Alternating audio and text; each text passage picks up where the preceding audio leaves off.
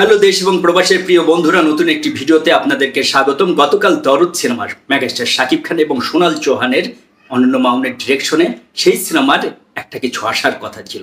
যদিও মামুন কয়েক ঘন্টা আগে গতকাল সকালে একটি ফেসবুক স্ট্যাটাস দিয়েছিলেন যে সাকিবিয়ানদের কথা তিনি সঠিক মনে করেন, তাদের জন্যে আজ সন্ধ্যায় আসছে দরদের ভালোবাসার বৃষ্টি।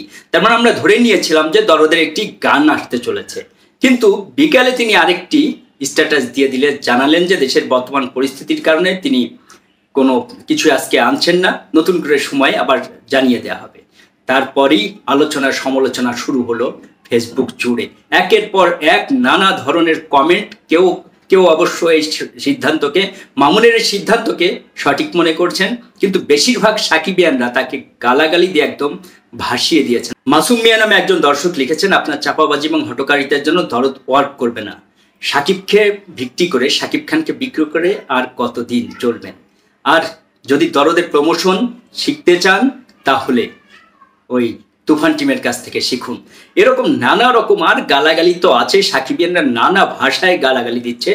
মামুনের এরকম হটকারী সিদ্ধান্ত কিন্তু আজ নতুন নয়, এক এক সময় এক এক রকম সিদ্ধান্ত নেন। তার এই দরদের যে প্রচারণা, আমার মনে হচ্ছে এটি দরদের বেশ ক্ষতি করছে। যারা সাকিবিয়ানরা আছে, যারা সাকিবের সিনেমা দেখতে পছন্দ করেন, যারা দরদের জন্য অপেক্ষা করছেন, তারা কি মনে করেন? প্রচার কিন্তু একটু দারুণ বিরাট ব্যাপার। আপনার সিনেমা ভালো কিন্তু ভালো প্রচার হলো না, তাহলে কিন্তু সেই সিনেমা ওয়ার্ক করবে না। কিন্তু অনন্য মামুন একের পর এক হটকারিতা করেই যাচ্ছে। দুদিন আগে তিনি ঘোষণা দিলেন যে সাকিব মিয়ানরা কি দেখতে চান। তারপরে 7 জুলাই তিনি ঘোষণা দিলেন যে সেপ্টেম্বরে এই সিনেমা মুক্তি পাবে। সেপ্টেম্বরে মুক্তি পাবে, সেটি একটি ভালো সিদ্ধান্ত, সঠিক সিদ্ধান্ত হতে পারে, আবার নাও হতে পারে। কারণ আমরা জানি সাকিবের সিনেমা ঈদ ছাড়া সাকিব খান না যে কোনো সিনেমায় বাংলাদেশে ওয়ার্ক করা বেশ কঠিন একটি কাজ। কারণ ঈদের একটি ব্যাপার থাকে, আপনারা সবাই জানেন যে ঈদে মানুষ একটি টাকা পয়সা খরচ করার মুডে থাকে, আনন্দ করার মুডে থাকে। কিন্তু অন্য সময়, যে এই সময়টাতে মানুষ একটি ছুটিও পায়, লম্বা সময়ের জন্য ছুটিও পায়, যে কারণে তারা বিভিন্ন উৎসবে একটি সিনেমাকে প্রায়োরিটি দেয় বা সিনেমা দেখতে যায়। কিন্তু সেপ্টেম্বরে যদি সিনেমা আসে দরদ, তখন তুফান যেরকম সারা পৃথিবী জুড়ে তুফান তুলেছে, সেটি করতে পারবে কিনা সেটি অনেকাংশে নির্ভর করছে মামুনের প্রচারণার উপর। যদিও এর আগে দেখেছিলাম তিনি দুবাইতে বিভিন্ন রকমের প্রচারণা চালিয়েছিলেন, সেটি একটি ভালো উদ্যোগ ছিল মামুনের। কিন্তু এই যে একের পর এক কথা দিয়ে কথা রাখছেন না, সাকিবিয়ানরা তাকে গালাগালিতে ভাসিয়ে দিচ্ছেন। দু একজন বাদে বলবো, বেশিরভাগ সাকিবিয়ানরাই তাকে নানা রকম গালাগালিতে কমেন্ট করছেন। মামুন নিশ্চয় এটি দেখতে পাচ্ছেন। আপনি একটি সঠিক সিদ্ধান্ত আপনার নেওয়া উচিত।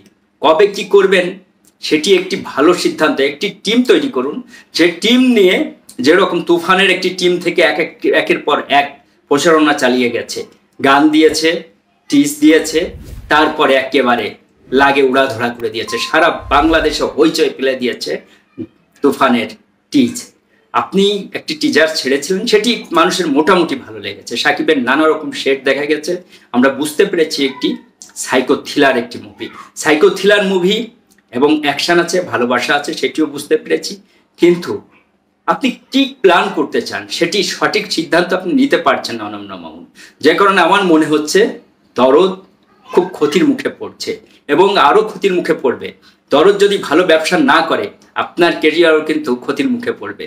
সাকিব খানকে পেয়েছিলেন পাশে, যে কারণে একটি ছোট প্রচারণায় আপনাকে বড় করে তুলছে সাকিবিয়ানরা এবং সাকিব খানের দর্শকরা, কিন্তু সেটিকে আপনি কাজে লাগাতে ব্যর্থ হচ্ছেন। দেশের বর্তমান পরিস্থিতি, অনেকে লিখেছেন যে এটা তো নতুন কিছু নয়, বাংলাদেশের নানা রকমের গ্যাঞ্জাম ফ্যাসাদ এগুলো তো লেগেই থাকে, তারপরেও তো একের পর এক নানা রকমের গান মুক্তি পায়, টিজার মুক্তি পায়, সিনেমা রিলিজ হয়, তারপর আপনি কেন পিছিয়ে গেলেন সেটি অবশ্য একটি বড় প্রশ্ন।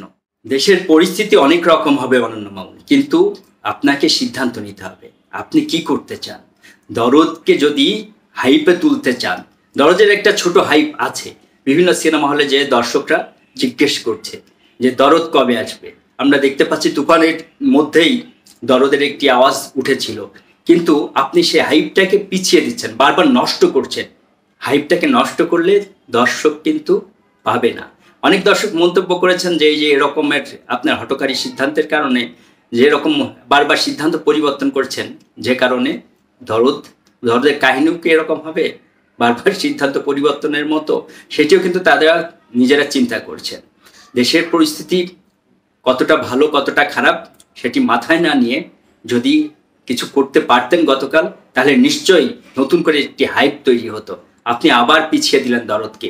দরদের মুক্তির ডেট ইতিমধ্যে ফিক্সড করে ফেলেছেন। 2 মাস জুড়ে আপনি প্রচারণা চালাবেন। এর মধ্যে আগে দেখেছিলাম যে সাকিবিয়ানদের নিয়ে একটি রেজিস্ট্রেশন করেছিলেন, বলেছিলেন সাকিবিয়ানদের দিয়ে একটা বড় কিছু করবেন, সেটি কিন্তু হয়নি। আবার বুর্জ খলিফাতেও এটির প্রচার ট্রেলার বা টিজার যে কোনো একটি কিছু প্রচার হওয়ার কথা ছিল।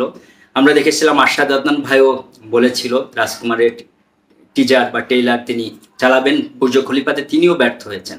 আপনার যে পরিস্থিতি দেখতে পাচ্ছি সেটিও কিন্তু খুব ভালো কথা না এবং ভালো কোনো আশার সংবাদ না।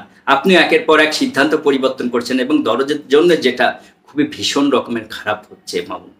আমরা আশা করি খুব তাড়াতাড়ি আপনি একটি নতুন কোনো ঘোষণা দিবেন, গান কিংবা টিজার বা অন্য কোনো কিছু, যেটা দেখে সাকিবিয়ানরা এবং পুরো বাংলার দর্শকরা আবার নতুন করে প্রাণ ফিরে পাবে এবং নতুন করে দরদের জন্য, নতুন সিনেমার জন্য, নতুন সাকিবের জন্য সবাই অপেক্ষা করবে।